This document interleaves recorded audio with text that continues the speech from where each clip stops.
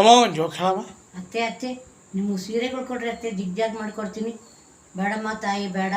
ಒಂದು ಸಾರಿ ಫೂಲ್ ಆಗ್ಬೋದು, 2 ಸಾರಿ ಫೂಲ್ ಆಗ್ಬೋದು, 12 ಸಾರಿ ಫೂಲ್ ಆಗೀನಿ. ನಾನು 12 ಸೀರೆಗಳು ನಿನಗೆ ಜಿಗ್ಜಾಗ್ ಮಾಡೋಕೆ ಕೊಟ್ಟಿದ್ದೆ.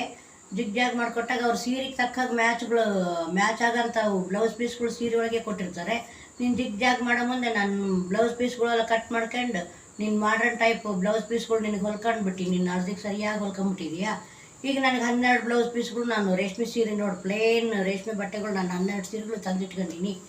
ಅದಕ್ಕೆ ಮತ್ತೀಗ ಇನ್ನೂ ಪೆದ್ದಾಗಿ ನಿನಗೆ ಉಳು ಸೀರೆಗಳು ಜಿಗ್ಜಾಗ್ ಮಾಡೋಕ್ಕೆ ಕೊಟ್ಟರೆ ಮತ್ತೆ ನಾನು ಪ್ಲೇನ್ ಬ್ಲೌಸ್ ಪೀಸ್ಗಳು ತಂದ್ಕೋಬೇಕಾಗ್ತದೆ. ಅದಕ್ಕೆ ನೀನು ಸೀರೆಗಳು ಜಿಗ್ಜಾಗ್ ಮಾಡೋಕ್ಕೆ ಕೊಡಲ್ಲ. ಅದ್ರಾಗ ಸೀರೆ ನೀನು ಕಟ್ ಮಾಡ್ಕೊಂಡು ನೀನು ಹೊಲ್ಕೊಂಬಿಡ್ತೀಯ.